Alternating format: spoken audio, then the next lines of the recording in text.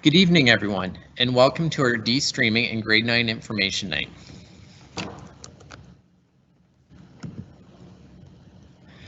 Tonight's presentation has closed captioning in 6 languages.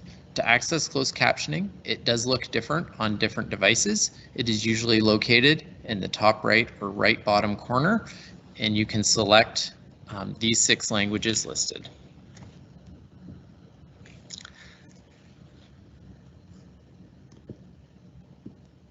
I'd like to begin tonight's presentation with our land acknowledgement. The Hamilton Wentworth District School Board acknowledges our presence on ancestral Anishinaabe and Haudenosaunee Confederacy land as determined by the Dish with One Spoon Treaty. The intent of this agreement is for all nations sharing this territory to do so responsibly, respectfully, and sustainably in perpetuity. We respect the long-standing relationships with the local Indigenous communities, the Mississaugas of the Credit First Nation, and the Six Nations of the Grand River. As I read tonight's land acknowledgement, I would like to reflect on the importance of education in truth and reconciliation. The legacy of residential schools places an extra responsibility on school systems and us as educators to make sure that we are putting those recommendations from the Truth and Reconciliation Commission into action. My name is Simon Goodacre. I'm System Principal of Learning Services at the Hamilton Wentworth District School Board. And listed with us is a number of team members who are involved in creation of tonight's presentation. So while I will be taking you through the presentation, I would like to acknowledge all of these individuals for their effort because all were involved in the creation and the content. At this point, I would like to introduce Superintendent of Program, Bill Torrance. Thank you, Simon, and good evening, everyone. On behalf of our board chair, Don Danko, and our director of education, Manny Figueredo, I just wanted to thank you all and welcome you to tonight's session. I thank you for taking time to come and learn more about the grade 9 program and Destreaming. We believe we have quite an interactive night in terms of doing a presentation followed by question and answer. So please go ahead and start to provide questions in the chat box, and we will begin to answer. I'll turn it back to Simon now. Thank you.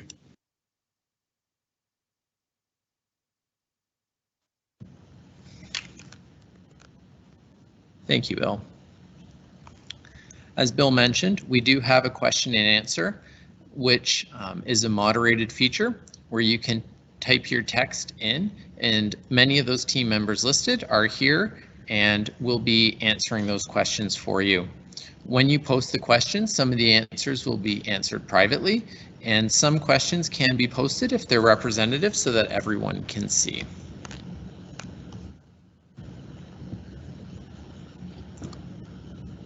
So tonight's presentation has a number of features that are pre-recorded, and I will close my video and take everyone through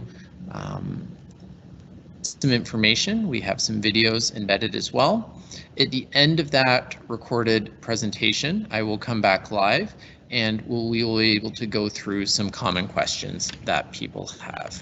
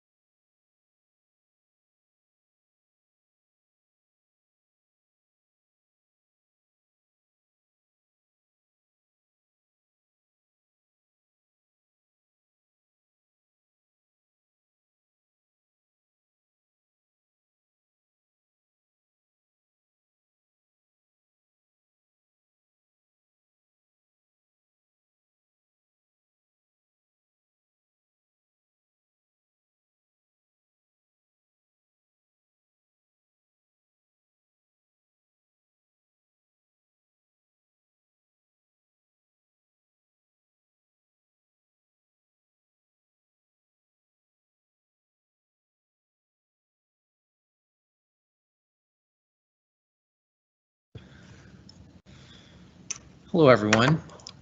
We're understanding that some of the pre-recorded features, the audio is not working. So I will take you through our presentation. So just let me take a moment here to refocus so we can overcome the technical challenges.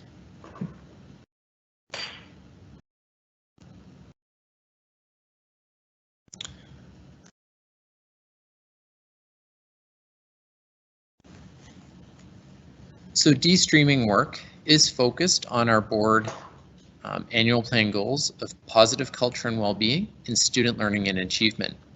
We look to presume competence in all students and have high expectations for their academic achievement.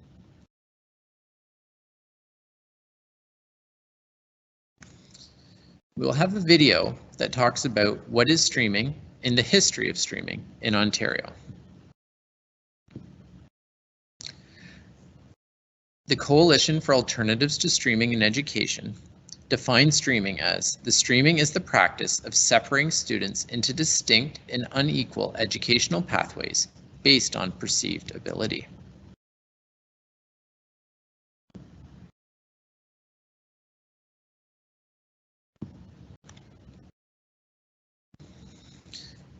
Research on streaming shows that this leads to lower graduation rates, lower transitions to post-secondary education, and increases the achievement gap, particularly for students who are Black, Indigenous, racialized, live in low-income households, and have disabilities.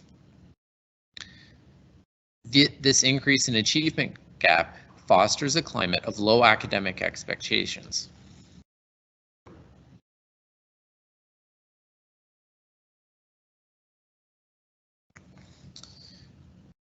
This video that I will share gives a description of the history of academic streaming in Ontario.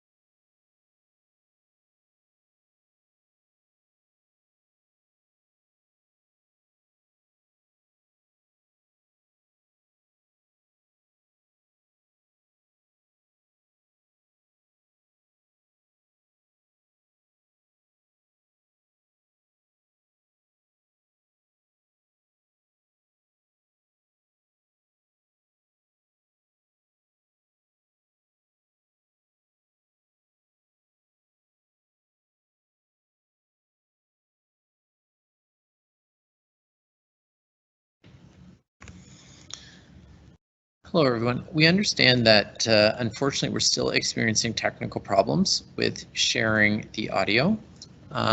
We won't end our presentation, but I will just end the sharing of the presentation and try to reshare it so that we can play some of our presentation tonight. So if you please have patience with us.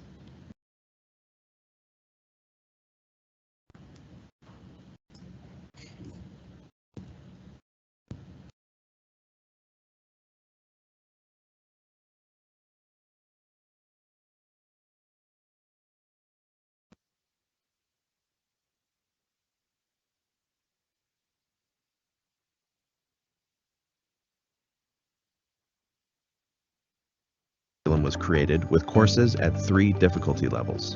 With streams essentially still intact, along with hundreds of vocational schools still in existence across Ontario, students from marginalized backgrounds continued to be encouraged to attend lower streamed programs.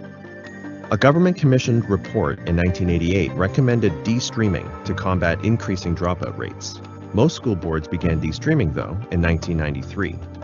Although many teachers felt frustration and a lack of professional support during this de-stream period, A Toronto Board of Education study found that Destreaming led to moderately positive results for student attendance and achievement. However, when a new government was voted in, the education system was restreamed in 1999 into academic, applied, and essentials programming. While it was never intended for the structure to divide students along lines of ability and disability, class, and race, this was exactly the result.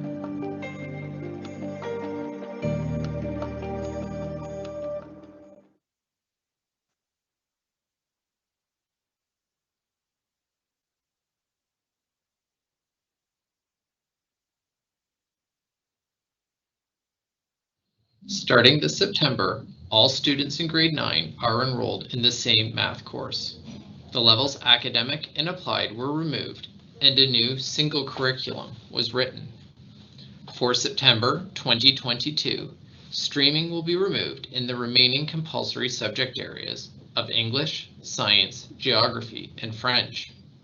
As the math course is the first course to be destreamed, the next few slides will use math as an example to explain destreaming further.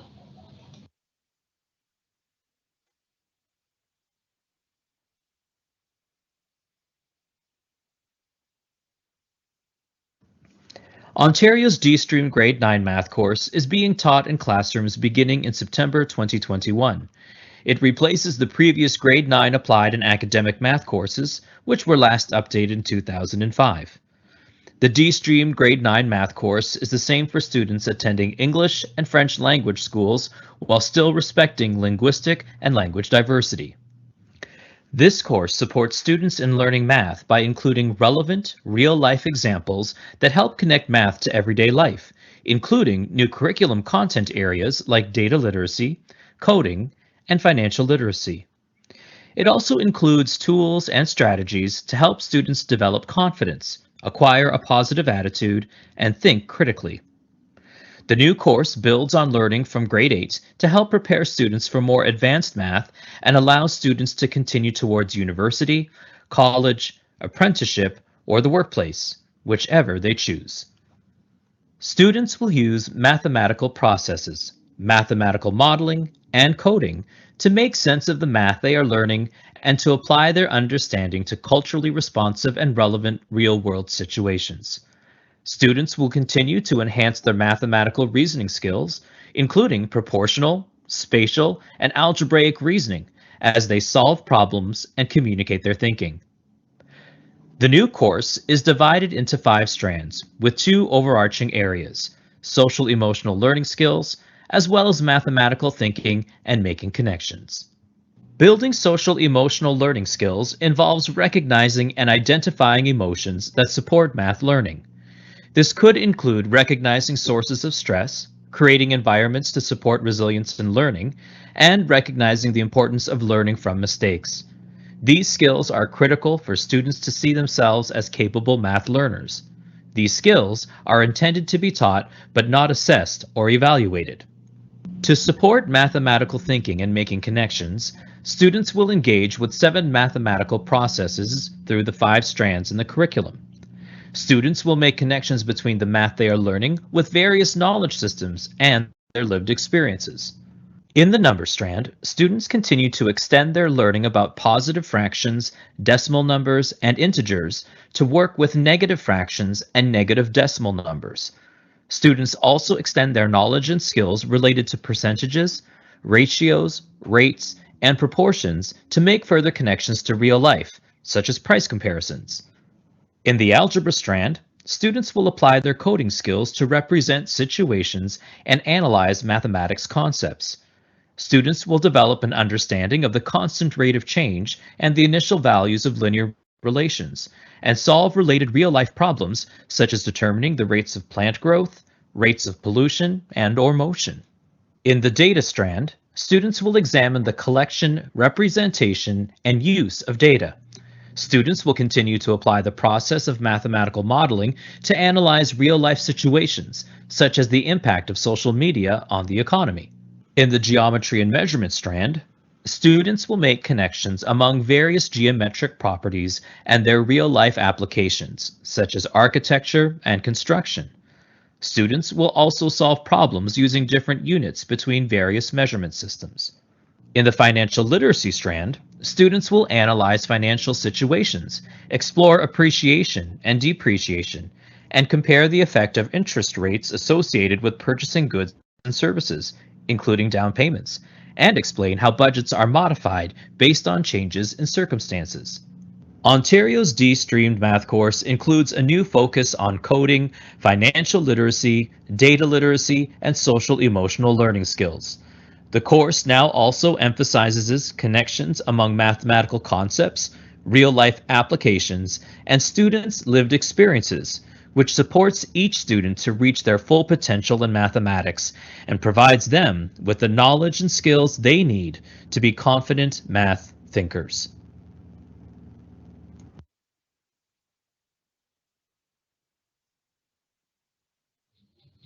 Parents often ask how teachers support students with a variety of needs within the same classroom. It is important to remember that this classroom environment is the same as grades 7 and 8, as well as elective grade 9 open courses. The foundation of Destreaming is that educators have high expectations regarding the academic achievement of all students.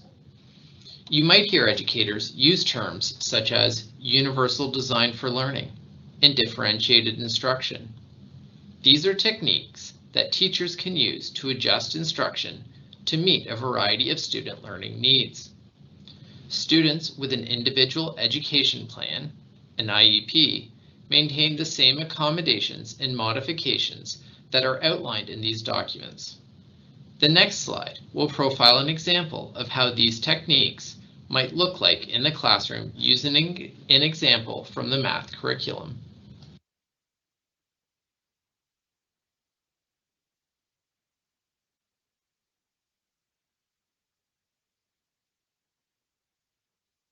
As we begin to discuss open tasks, I'd like you to consider the following question. We'll be creating a square patio using square stones. We'll use darker stones for the border and lighter stones for the interior. Presented as is, virtually every student in the MTH 1W classroom is able to analyze the picture shown here and determine how many lighter stones are needed to form the interior and how many darker stones are needed to form the border. They may use counting strategies, counting the darker stones and then the lighter.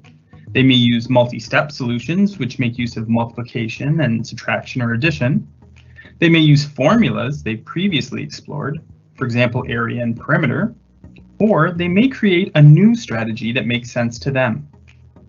Regardless of the strategy used, students can work on this task with another student or a group of students and can be sure to solve the initial 3 questions. It's a great way to start. Not only are the questions straightforward, they're built to have the students meet with success. Because students have so many options in solving, conversation about the best way to solve is sure to arise. There may be more than one best solution at this point, and students may opt to stick with their own. However, when we ask the next question, things begin to get interesting. With smaller problems, like a patio with no more than 25 stones, counting may still be the most effective strategy. It's quick, and even though it's possible to miscount, it's unlikely that many students will miscalculate.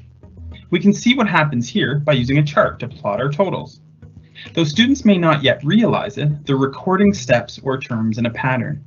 Patterns are central to algebra, and from here, opportunities arise for students and their teachers to engage in more meaningful conversations around what strategies still work and which might need to be modified in order to deal with more complex numbers and values. Recording the steps, however, doesn't necessarily lead us towards a pattern. It requires some prompting, which teachers can support. Especially while students are working in small groups, educators are free to meet with these groups to discuss where they are, what challenges they might be having, and what they might want to consider as a next step. Rather than trying to gauge where the class is in their learning as a whole group, teachers are now able to visit, observe, and discuss the problem with students and see their thinking made plain. As the numbers continue to increase, counting becomes more and more challenging. Not only does it take longer, but the opportunities for mistakes increase. so we might then look for a pattern that emerges. We can use this pattern to help us determine larger amounts. In this case, repeated addition may be helpful. However, a pattern works in steps, and so to figure out the stones needed for larger patios, students would have to engage over and over and over again in the pattern until they reach their end goal. This can take a long time and again offers opportunities for mistakes and miscalculations. An educator visiting with small groups is now able to suggest a next step. If we want to determine how many of each stone is necessary for the 25 by 25 stone patio, or for any size patio, we want to have a formula that we can use to determine those values regardless of how big or how small the patio is going to be. Knowing the pattern is helpful because it allows us to determine an algebraic formula. If we can determine the pattern in the numbers we see, then we can use that pattern to help us create a formula. In this case, analyzing the pattern of border stones and inner stones can lead us to a formula. We want to compare and relate the side lengths to the number of stones in each column. In order to create a formula that works each time, students will need to think about the pattern, what is changing each time, and use that to figure out an algebraic formula that ensures that no matter the side length, we can figure out the number of stones needed. In this case, we can determine the two patterns we see here and use those patterns to create a formula for each column. Once that's done, it won't matter what size of patio we need. We can determine the number of stones quickly. Again, we've learned an efficient strategy that now helps us solve more complex challenges. And it was built on a foundation of skills that students already brought into the classroom with them. Because teachers are able to investigate with small groups of students the problem, they can better tailor the pacing and better meet the needs of each of the students. At the same time, students are supporting each other in building out their understanding of the problem and its many possible solutions. Tasks like this are so helpful in supporting our students because they allow for every student to be able to take part in the work. Whether using addition, repeated addition, multiplication, or algebra, every student in MTH1W has an entry point for this question. Regardless of their choice of solving strategy, they can answer the original question. It may take them longer, but they can be successful. That being said, during this task, students will also explore more and more sophisticated solving strategies with their peers, which will help them in moving forward in their conceptual understanding. That means, as they see additional ways to solve the problem, they better understand the reasons why a new or a more sophisticated strategy outperforms an older strategy. There's a reason to try a more sophisticated strategy, and the reason is it's more efficient. In this way, students don't need to ask, why do we have to learn algebra? Because the answer is right in front of them. They need to learn this, and more importantly, they can learn this because it continues to improve on what they already understand. Regardless of where they started in the task, they can discuss the problem with their peers and continue to revise their strategies.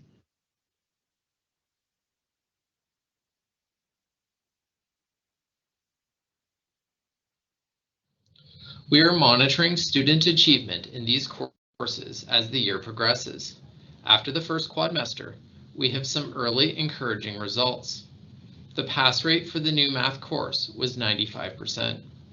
As well, in a questionnaire, students indicated an overall positive view of themselves as a mathematical learner. This is important as research shows that a belief that you can do math is an important component of future success.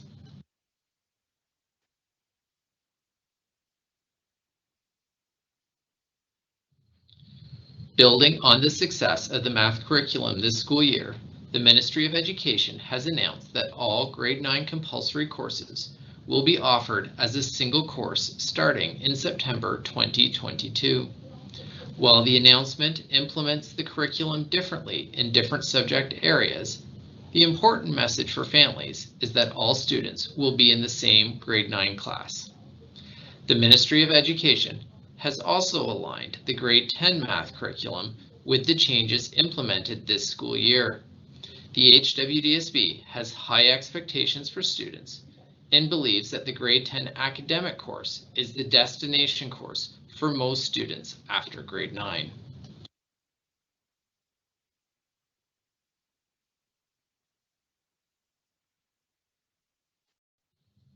We hope this presentation has helped explain what streaming is and the changes to the grade 9 program that are being implemented to increase the chance of success for future students.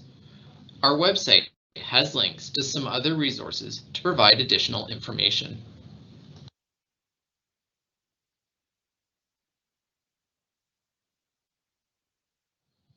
At various points in today's presentation, we referenced research findings regarding the negative outcomes of existing streaming practices.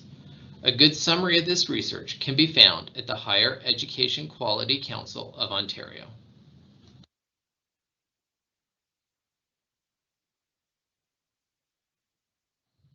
Thank you for attending this evening's presentation.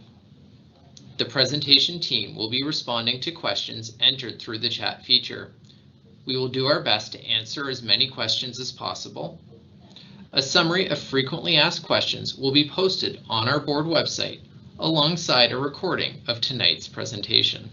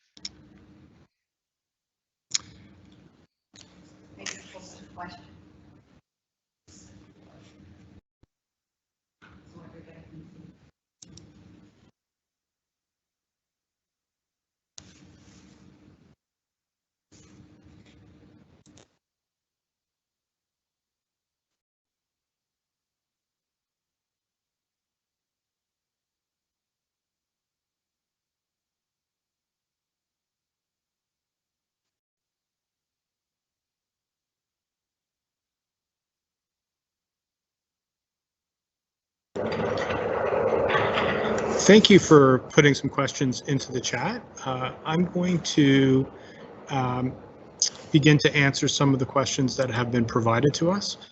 There's a question around gifted programming and enriched programming.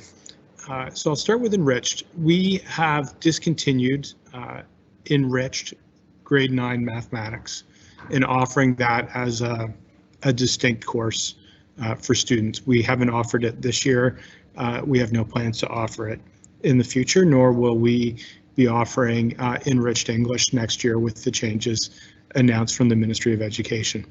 In terms of students who have been identified as gifted through the IPRC process, our educators will work to implement their IEPs and provide the accommodations and the strategies within those IEPs to support those learners in the classroom, be it the grade 9 mathematics classroom or any of their other programs. We will follow their IEPs.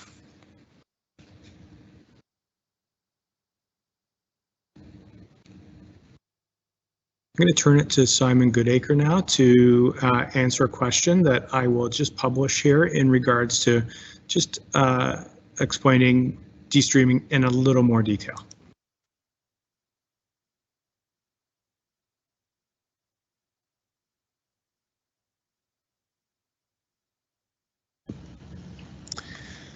Thank you, Bill. So some of the questions have related to how streaming might impact course choices for next year. So one of the things I would like to mention is our secondary schools are all running information nights in January, but on January 26th, we will be running a night similar to this, centrally through the board, where we will be taking parents through in detail the course selection process. So I would encourage you to attend that event because we will be able to go into that process in more detail, and the school specific events can highlight programs unique to some individual schools as well. In terms of course selection, the impact that streaming will have is that students next year entering grade 9 will be picking their compulsory courses based on subject. So students will pick grade 9 English, grade 9 math, grade 9 science, grade 9 geography, grade 9 French. Those are the compulsory subjects for grade 9. They will also have a choice of electives, and those courses remain the same as they have in the past. And there are some slight variations by school. They generally include family studies, integrated technology, health and physical education, and potentially business studies and some other art courses, arts, drama, and visual arts as well. So, but for our compulsory courses, you will pick by this subject.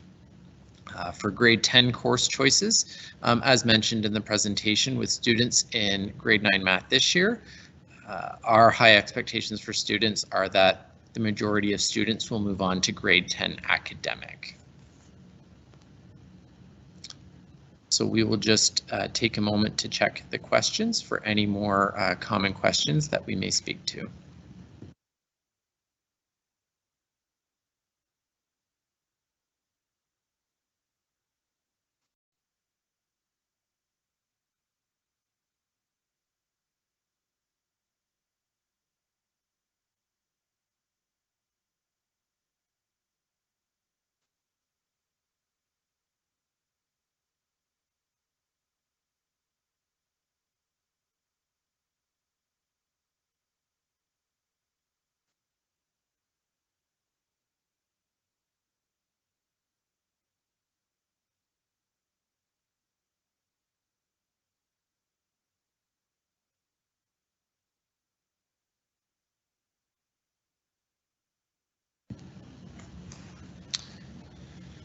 Well, we'd like to thank everyone for attending.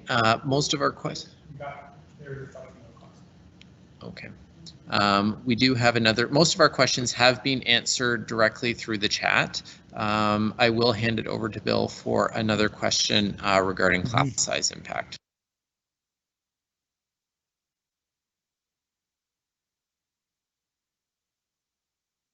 Thank you, Simon. We did have a question I'm publishing now just on class size caps. And certainly we work within a collective agreement with the Ontario Secondary School Teachers Federation. Currently our math classes, Destream grade 9 math, MTH1W, are at 25. And we have language in the collective agreement in regards to both applied and academic classes, including and locally developed for that matter. So some work will happen between now and the start of the next school year to determine what the final class cap sizes are within the new program.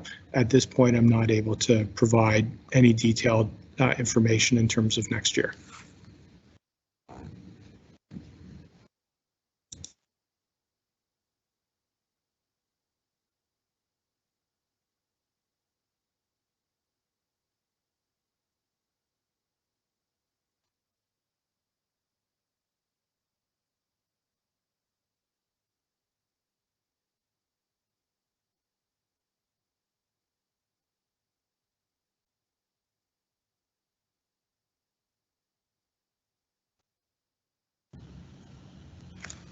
We'd like to thank everyone for attending tonight.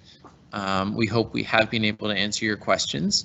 We also have been keeping track of questions, and we'll post to the board website tomorrow both a recording of tonight's session along with some frequently asked questions that people can refer to later. I would like to end again, we are going into detail regarding course selection specific for our grade 8s entering into grade 9 on January 26th, so I encourage you to attend.